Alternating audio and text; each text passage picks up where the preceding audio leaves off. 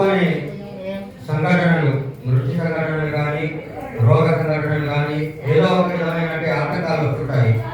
మనం ఈ రక్షాబంధనంలో ఉన్నప్పుడు యజ్ఞోపవీతధారణ చేస్తారు. సహజంగా ఏంటంటే యజ్ఞోపవీతం అనేది 8 సంవత్సరాల వయసులో కానీ 6 సంవత్సరాల వయసులో కానీ చేస్తారు. యజ్ఞోపవీతం ఎందుకోసం అంటే మాత్రమే వేస్తారు. ద్వితీయ యజ్ఞోపవీతం ఎప్పుడు వేస్తారు? వివాహానికి నువ్వు వివాహం చేసుకుని సంతానం అయితే